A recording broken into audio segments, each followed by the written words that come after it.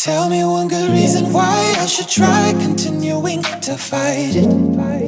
What's up mga kuya? Welcome back to the Techie Games, and this is the Raidmax Drakon DK707 after 6 months. So, I bought this gaming chair around 6 months ago. Kalagitnaan ata ng October ko binili to. And then, this is just going to be a quick update video.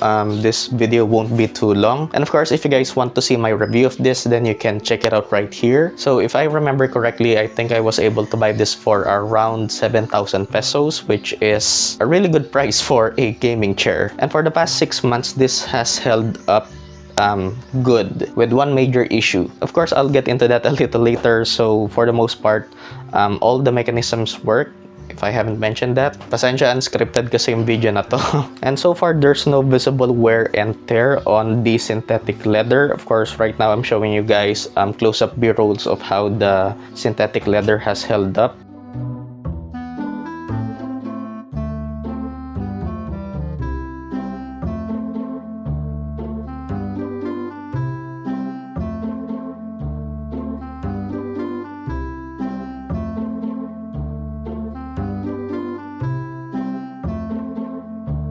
So there is actually one part that I see wearing and tearing soon. This part where your legs are resting, especially if you're wearing shorts all the time. And of course, if you're a sweaty person, then that's going to be a major problem maybe after a year. Especially ngayong summer na sobrang init, baka mamaya naka-shorts, wala kayong pantaas.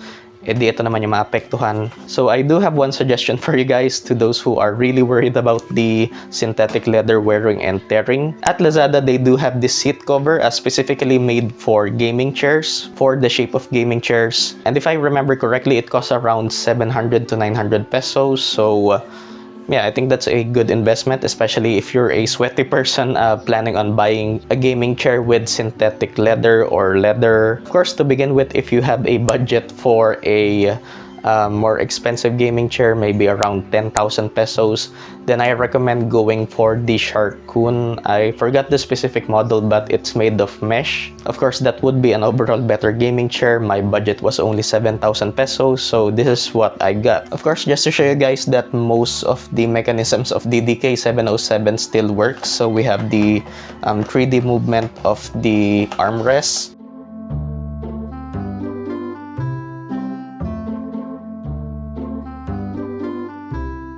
And the recline feature. So I haven't had any problems with this. It locks into place, and yeah.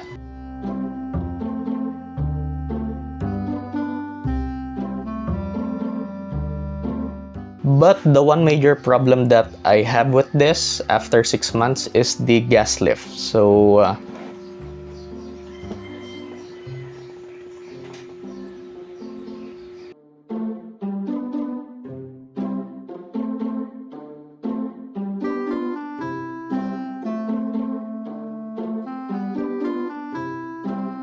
So as you can see, the gas lift is lowering by itself. So I actually did try to mess with the lever for raising and lowering the chair. So as you can see here, it says free and lock. So if I push it in, I think it's going to lock the height of the chair, and pulling it out, I think it's going to lower by itself if it's too heavy. Take note guys that I weigh around 150 pounds, so yeah, so this actually doesn't matter if I put it on free or lock, so it just lowers by itself. There are times where the height would be locked, but most of the time it lowers by itself. So right now I'm not sure how to deal with that. And take note guys that this is a problem with my specific unit. Some of you might not experience this problem even after a year, but yeah, this is my problem with the Raidmax Drakon DK707 after 6 months. My one and only problem with this. And again, I'm not sure how to fix this, and I have actually watched a YouTube video where it would permanently lock the height of your gaming chair.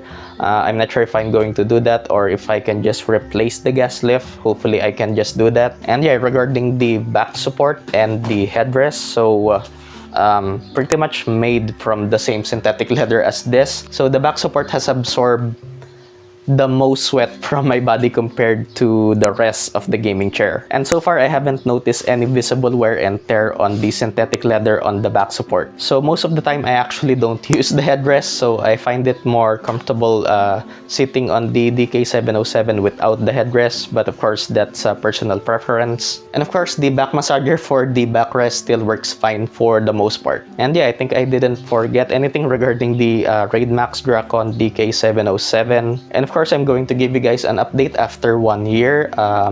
For now, I'm going to see if I can fix the gas lift. But yeah, if you guys have any questions, just leave it in the comments and I'll do my best to answer them. Leave a like if you did, dislike if you feel like you have to, consider subscribing and turn on notifications to be updated on my latest videos. Of course, bookmark and use my Lazada affiliate link if you're buying at Lazada, and donate to my PayPal also to support the channel. Like my Facebook page and follow me on Twitter for other updates and announcements. Thanks for watching and I'll see you guys in the next one. Peace.